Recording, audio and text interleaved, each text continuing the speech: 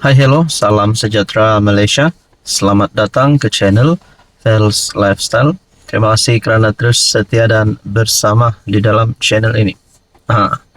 Saudara-saudara yang saya amat hormati, rupanya Barisan Nasional, perjuangan mereka untuk membebaskan bosku, perjuangan mereka untuk membebaskan Najib Razak, masih lagi semangat mereka itu. Mahu Najib keluar daripada penjara masih lagi ada. Bahkan baru-baru ini Barisan Nasional dalam satu kenyataan yang saya lihat, artikel berita berkata BN sepakat mahu lihat Najib dikeluarkan dari penjara. Pemimpin tertinggi BN mengulangi komitmen mereka untuk memperjuangkan pembebasan Najib dari penjara selepas disabitkan atas kesalahan rasuah.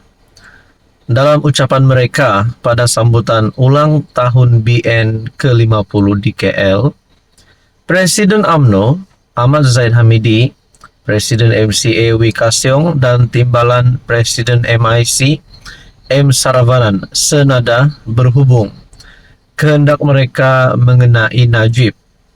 Saravanan misalnya mengingatkan bahawa masyarakat India terhutang budi kepada bekas PM itu yang didakwanya banyak berjasa.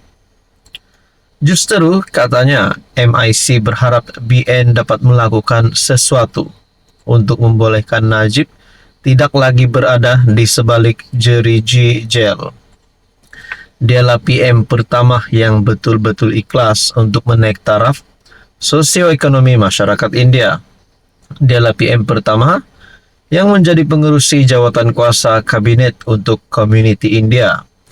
Dia PM pertama yang beri lesen baru untuk sekolah-sekolah Tamil. Dialah juga PM pertama yang menubuhkan amanah saham nasional untuk masyarakat India. Ketika ini, ahli parlimen Tapah itu lagi, katanya orang ramai mendengar kabar bahawa ada titah tambahan dikeluarkan oleh Al-Sultan Abdullah Sultan Ahmad Shah ketika baginda menjadi yang di-Pertuan Agong. Titah tambahan itu menyebut agar Najib dibenarkan menjalani hukuman baki penjaranya di rumah. Nah, saudara-saudara yang saya amat hormati, sebelum ini anak Najib, Nizar, pada 5 Disember mengemukakan afidavit mengesahkan Al-Sultan Abdullah, kini sebagai Sultan Pahang, memaklumkan kepadanya bahawa memang ada titah tambahan. Nah, saudara-saudara, anak kepada Najib sendiri telah membuat pengakuan mengesahkan Al-Sultan Abdullah, kini sebagai Sultan Pahang, memaklumkan kepadanya bahawa memang ada titah tambahan. Nah, adakah dengan ini Najib tidak lama lagi bakal bebas dari penjara? Ataupun setelah BN sepakat mahu lihat Najib dikeluarkan dari penjara, BN yang kini bersama dengan PH di dalam kerajaan perpaduan, adakah Anwar Ibrahim sedikit sebanyak boleh membantu di dalam perjuangan untuk BN membebaskan Najib? Nah, persoalan seterusnya, kalau Anwar tidak dapat bantu, adakah BN tidak lagi akan menyokong Anwar Ibrahim di dalam kerajaan perpaduan? Itu menjadi persoalan lah.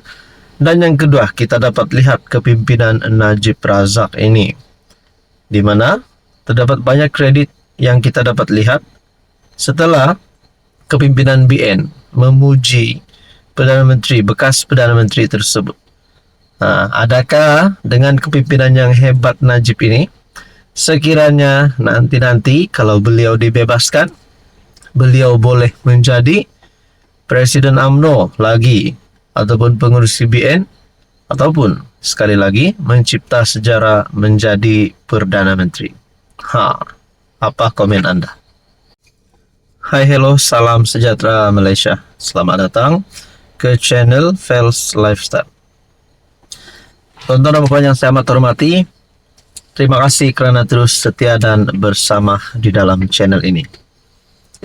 Mungkin ramai sudah bosan, ramai sudah muak mendengar berkaitan dengan skandal rasuah di Sabah. Tapi ini satu nasihat saya kepada rakyat Sabah. Kita kena sentiasa follow up berkaitan dengan skandal rasuah di Sabah ini. Kerana kita mesti menjadi rakyat Sabah yang matang. Kenapa kita mesti follow up berkaitan dengan skandal ini? Supaya kita tahu perjalanan sebenar berkaitan dengan isu ataupun kes ini. Kerana ini melibatkan kepimpinan tertinggi kerajaan negeri, kepimpinan tertinggi politik di Sabah. Nah, saudara-saudara, berkaitan dengan ini banyaklah cerita yang dikaitkan. Semakin panjanglah cerita ini sampai berkata DUN akan dibubarkan awal lah, PRN diawalkanlah, HJJ dipecat, letak jawatan, Ketua Menteri Sabah ditangkap, adun rasuah ditangkap, macam-macam lah. Tapi pada akhirnya semua itu berbalik kepada siasatan SPRM. Sama ada siasatan itu telus ataupun siasatan itu sebenarnya tidak bersih juga. Akhirnya dalam satu kenyataan SPRM berkaitan dengan skandal rasuah Sabah. Kenyataan terbaru daripada SPRM ulang janji siasatan adil telus. Ini yang kita mau, siasatan yang telus, siasatan yang adil. Walaupun skandal rasuah ini melibatkan nama Ketua Menteri Sabah, Menteri Keuangan Sabah, Timbalan Ketua Menteri Sabah, dan juga beberapa adun, SPRM tidak boleh melihat itu, tetapi mesti menyiasat perkara ini dengan adil dan telus. SPRM mengulangi jaminannya untuk menjalankan siasatan secara adil dan telus terhadap skandal rasuah yang melibatkan pemimpin-pemimpin negeri Sabah. Seperti yang saya sudah katakan, siasatan sedang dijalankan dan kami akan menyiasat secara adil dan profesional, kata Ketua Pesuruhjaya SPRM Azam Baki melalui mesej ringkas. Anwar Ibrahim, Perdana Menteri pun ada membuat kenyataan berkaitan dengan ini.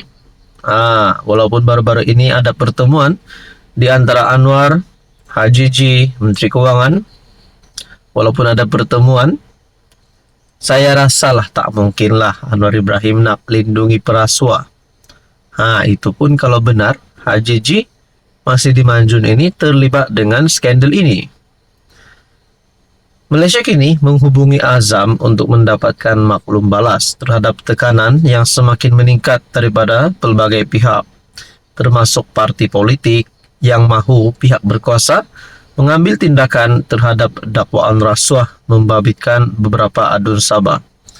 Sebelum ini kita sudah dengar ada gesaan kepada HJJ untuk letak jawatan, ada gesaan kepada pihak berkuasa untuk menyiasat mereka semua.